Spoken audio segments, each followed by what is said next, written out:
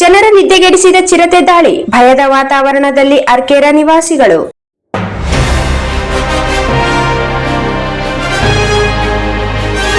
ಅರ್ಕೇರಾ ತಾಲೂಕು ಸುತ್ತಮುತ್ತಲಿನ ಗ್ರಾಮಗಳಲ್ಲಿ ಚಿರತೆ ಹಾವಳಿ ಹೆಚ್ಚಾಗಿದ್ದು, ಅದರಲ್ಲೂ ಅರ್ಕೇರಾ ಪಟ್ಟಣದಲ್ಲಿ ಟಿಪ್ಪು ಸುಲ್ತಾನ್ ಕಾಲೋನಿಯ ಹತ್ತಿರದಲ್ಲಿರುವ ಹನುಮಂತರಾಯ ಇವರ ಮನೆಯ ಹಿಂದೆ ಗಿಡಕ್ಕೆ ಕಟ್ಟಿ ಹಾಕಿದ ಹಸುವಿನ ಕರುವನ್ನು ಬೆಳಗಿನ ಜಾವ 4 ಗಂಟೆಗೆ ಚಿರತೆ ಬಂದು ಕಚ್ಚಿ ರಕ್ತವನ್ನು ಕುಡಿದು ಕೊಂದ ಘಟನೆ ಅರ್ಕೇರಾ ಪಟ್ಟಣದಲ್ಲಿ ಜರುಗಿದೆ.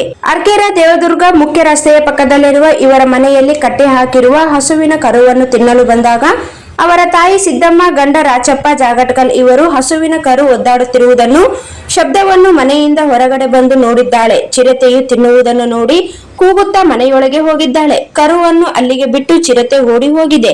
ಅಕ್ಕಪಕ್ಕದ ಜನರು ಕೂಗಿರುವ ಶಬ್ದವನ್ನು ಕೇಳಿಸಿಕೊಂಡಿರುವ ಜನರು ಮನೆಯ ಹತ್ತಿರ ಗುಂಪು ಗುಂಪಾಗಿ ಬಂದು ನೋಡಿದರು. ಚಿರತೆಯ ಹೆಜ್ಜೆ ಗುರುತು ಕೂಡ ನೋಡಿ ಜನರು ಭಯಭೀತರಾದರು. ಇನ್ನು ಪಕ್ಕದಲ್ಲಿ 2 ಹಸುಗಳನ್ನು ಕಟ್ಟಿ ಹಾಕಿದರೂ ಅದೃಷ್ಟವಶಾತ್ ಅವುಗಳಿಗೆ ಯಾವುದೇ ತೊಂದರೆಯಾಗಿಲ್ಲ.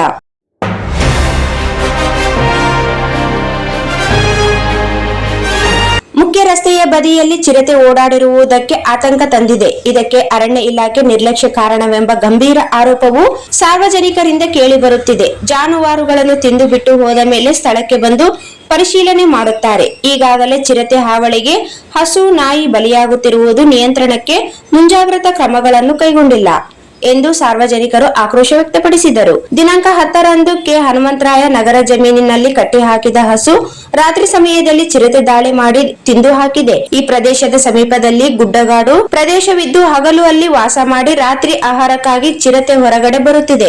ರಾತ್ರಿ ವೇಳೆ ಹೊಲ ಗದ್ದೆಗಳಿಗೆ ನೀರು ಹಾಯಿಸುವುದಕ್ಕೆ ಹೋಗಲು ಜನರು ಹೆದರುತ್ತಿದ್ದಾರೆ. ನಿಂಗನದೊಡ್ಡಿ, ಬಂಡೆಗುಡ್ಡ, ಗೋಲುಗುಡ್ಡ, ಮುರುಕುಗಡೆ ಸೇರಿದಂತೆ ದೊಡ್ಡ ದೊಡ್ಡ ಬಂಡೆಗಳಲ್ಲಿ ಗವಿಗಳಿಗೆ ಹಗಲಿನ ವೇಳೆ ಈ ಗವಿಯಲ್ಲಿ ಚಿರತೆ ವಾಸ ಮಾಡುತ್ತದೆ. ಗುಡ್ಡದ ಸಮೀಪದಲ್ಲಿರುವ ಜಮೀನಿನಲ್ಲಿ ಬ್ಯಾರ್ಗಳಲ್ಲಿ ಜಾನುವಾರುಗಳಿಗೆ ಕುಡಿಯಲು ತುಂಬಿಟ್ಟ ನೀರನ್ನು ಕುಡಿದು ಚಿರತೆ ಕುಡಿದು ಹೋಗುತ್ತದೆ ಎಂದು ತಿಳಿದು ಬಂದಿದೆ.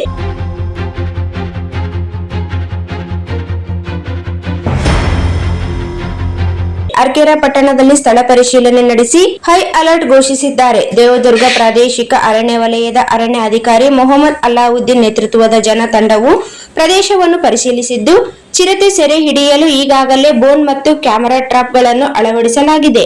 ಮುಂಜಾಗ್ರತಾ ಕ್ರಮವಾಗಿ ಸಾರ್ವಜನಿಕರು, ರೈತರು ಜಮೀನಿನಲ್ಲಿ ರಾತ್ರಿ ಸಮಯದಲ್ಲಿ ಒಬ್ಬೊಬ್ಬರಾಗಿ ತಿರುಗಾಡಬಾರದು ಎಂದು ತಿಳಿಸಿದ್ದಾರೆ.